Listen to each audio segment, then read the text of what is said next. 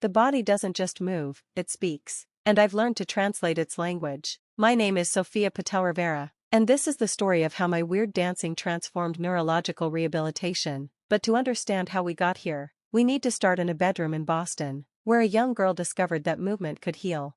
Growing up in a family of medical professionals, I was always the misfit. My father was a renowned neurologist, my mother a physical therapist, and my older sister Amara was already making waves in neurosurgery. Then there was me, spending hours creating unusual dance movements and recording their effects on my mood and physical state. Beta, my father would say, watching me practice my unconventional routines. You have a brilliant mind for medicine, why waste it on dancing? What they didn't understand was that I wasn't just dancing, I was researching. Every movement sequence was an experiment. Every physical response a data point in what would later become the foundation of neural movement therapy, NMT. The breaking point came during my final year at MIT, while my family celebrated Amara's acceptance into Harvard Medical School's neurosurgery program. I announced my decision to combine my computer science degree with dance therapy research. Dance won't heal brain injuries, my father said firmly. You're throwing away your potential. I met his gaze steadily and replied, Dad, the brain doesn't just think, it moves. And movement can reshape neural pathways. At the MIT Media Lab, I finally found my academic home. My professors recognized something unique in my approach to movement therapy, while others focused on traditional rehabilitation methods. I was exploring how artificial intelligence could analyze and optimize therapeutic movement patterns.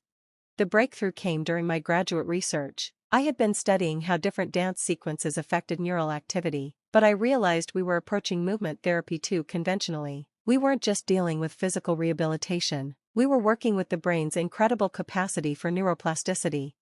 Late one night in my movement laboratory, surrounded by motion capture sensors and neural monitoring equipment, I had my epiphany. Traditional therapy treated movement as a mechanical process, but what if we could approach it as a language of neural communication? I developed a revolutionary approach that combined advanced AI analysis with precise movement design. My system, which I called neural movement therapy, used machine learning to create personalized movement sequences that could target specific neurological conditions. My doctoral research caught the attention of Dr. Sarah Chong, a pioneering researcher in neuroplasticity at Johns Hopkins. She offered me a position in her laboratory, along with resources to develop my theories further. My family's reaction was predictable. Movement research? My mother exclaimed. Your sister just performed her first brain surgery. But I had stopped seeking their approval. 2 weeks after graduation, I was setting up my first clinical trial, my heart dancing with possibility. The initial results exceeded everyone's expectations. Within 6 months, our pilot study showed remarkable improvement in patients with various neurological conditions, from stroke recovery to movement disorders. But what really set NMT apart was its ability to adapt in real time, creating personalized therapy sequences based on each patient's neural responses. Dr. Chong was ecstatic. Sophia, this isn't just rehabilitation, it's neural revolution. Word spread quickly in the medical community. Rehabilitation centers began requesting trials, and research institutions worldwide wanted to study our methods. But it wasn't until the neurological crisis of 2024 that our work caught global attention. A new virus had left thousands with severe movement disorders that resisted conventional treatments, while traditional rehabilitation struggled. NMT showed extraordinary success in helping patients recover. Our AI-designed movement sequences helped rewire damaged neural pathways in ways that traditional therapy couldn't achieve. The International Neuroscience Foundation took notice. Suddenly, I was being invited to speak at medical symposiums, consulted by hospitals worldwide, and featured in neurological journals. NMT was being implemented in major medical centers, and similar programs were starting in developing nations. Yet my family remained skeptical. Dance therapy isn't real medicine, my sister said during one of our rare family dinners. You could be saving lives in the operating room by now. I didn't bother arguing. The results spoke for themselves. By 2025, NMT had successfully treated over 50,000 patients with conditions ranging from stroke recovery to neurodegenerative disorders. Our clinical data was undeniable. Movement-based neural healing was revolutionizing rehabilitation. Which brings us to today, standing up at this international medical symposium, facing a room full of neuroscientists, doctors, and yes, my family, finally here to witness what their weird dancer had become. My father's dismissive comment still hung in the air. Sophia's just dancing in her room. But as I looked out at the sea of faces, at the screens showing real-time neural imaging from our treatments, I felt only certainty. The cameras flashed as I began to speak. 20 years ago, a young girl believed that dance could heal the brain. Today, I'm here to tell you that she was right. Our nervous system isn't just a network of neurons, it's a choreography of connections. And we now have the technology to conduct this neural dance. I clicked to the first slide, showing the complex AI analysis of therapeutic movement patterns. When traditional rehabilitation couldn't help the victims of the neurological crisis, we had to think differently. We stopped treating movement as just physical therapy and started seeing it as neural communication. For the next hour, I explained the science behind NMT, the AI algorithms that analyzed movement patterns, the neural monitoring systems, the way we created personalized therapeutic choreographies for each patient, but more importantly, I shared our vision. We can transform rehabilitation, I declared, not by just exercising muscles, but by speaking directly to the nervous system through movement. The healing we needed wasn't just in medications or surgery, it was in understanding and working with the brain's own language of motion. The presentation ended with recent footage of patients recovering through our therapy, people walking who had been told they never would again, Parkinson's patients regaining fluid movement, stroke survivors rediscovering their balance. The applause was thunderous. Later, at the reception, my family approached. My mother's eyes were wet with tears. "Sophia," she said softly, "we were wrong, so wrong." My father, ever the neurologist, had questions about the neural mechanisms and plasticity responses. Even Amara, the neurosurgeon, was particularly interested in integrating NMT into postoperative recovery protocols. "You really did create a new kind of medicine," she admitted, hugging me tightly, "with dancing, of all things." But the most meaningful moment came when a young physical therapy student approached me, clutching a research proposal. "Dr. Patel-Rivera," she said earnestly, "I want to be like you when I graduate. My professors say combining dance with AI isn't serious medicine, but..." I smiled, remembering my own journey. "Let me tell you a secret," I said. "Every medical breakthrough begins with someone questioning the conventional. Never let anyone tell you your ideas are too different or your approach too unconventional."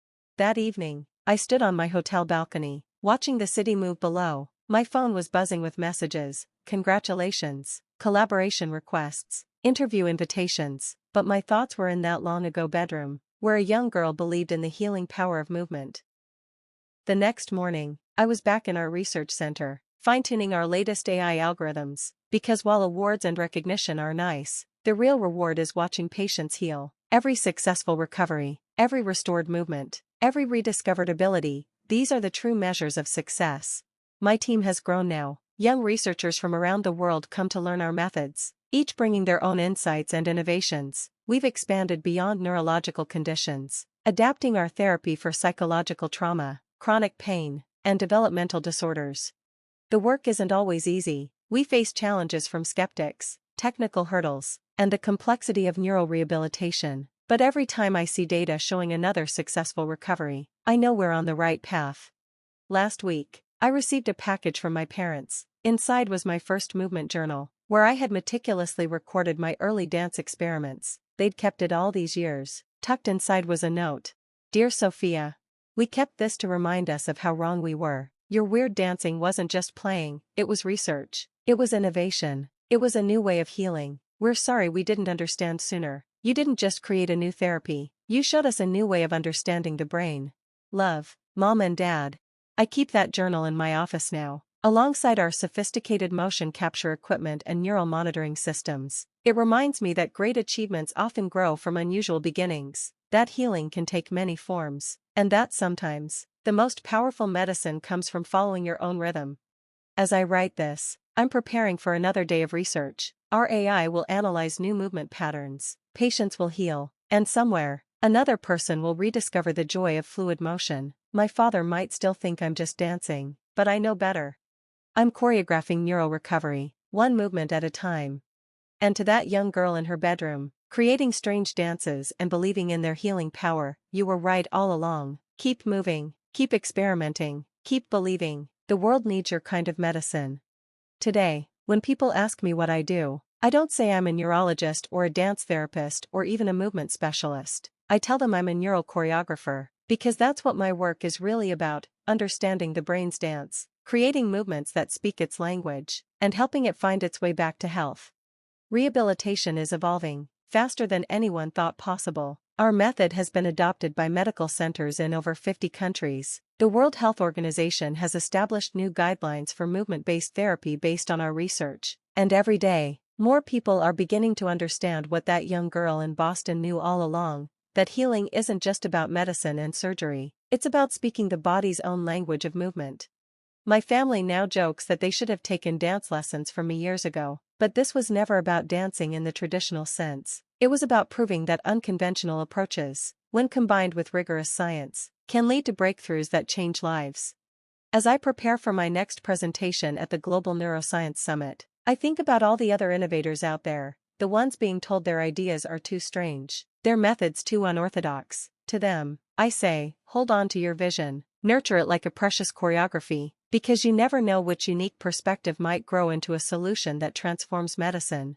The rehabilitation centers are moving with healing rhythms, and somewhere in Boston, in another bedroom laboratory, new experiments are taking shape. My niece has started creating her own movement sequences, much to everyone's amusement, but this time, no one's calling it weird. After all, they know better now. Sometimes, the biggest breakthroughs start with the strangest dances. And as for me, I'm still dancing in my room, and I wouldn't have it any other way. 10 years have passed since that medical symposium. The neural movement therapy program has exceeded our wildest expectations. Over 80% of major rehabilitation centers now include some form of AI-guided movement therapy in their treatment protocols. Patient outcomes have improved dramatically, and healthcare providers report more effective, personalized healing than they've seen in generations. My old bedroom in Boston has been preserved as an innovation center, where medical students come to learn about the foundations of neural movement therapy and explore their own innovative approaches to healing. My parents lead workshops there now, proudly explaining how their daughter's weird dancing revolutionized neurological rehabilitation. The young therapy student who approached me at the symposium, she's now one of our leading researchers, developing new applications of NMT for pediatric conditions. When I see her working with patients, that same look of wonder in her eyes that I had at her age, I know our legacy is in good hands. Last month, I received the highest honor of my career, not another medical award or research recognition, but a letter from a former patient who had been told she would never dance again. It contained a small music box and these words: Dr. Patel-Rivera, you helped me remember what my body knew all along, that healing is about finding your own rhythm. This music box played the first song I danced to after recovering. Keep it, and remember that your work has created movements of hope across the world. That music box now sits in a special place in my laboratory, alongside my first movement journal. It reminds me that every great achievement starts with a simple belief that something as natural as movement can have profound healing power. To anyone reading this who's being told their ideas are too different, their methods too unconventional, or their vision too radical, remember my story. Remember that medicine needs all kinds of minds, all kinds of approaches, all kinds of movement. And sometimes, just sometimes, weird dancing can heal the world.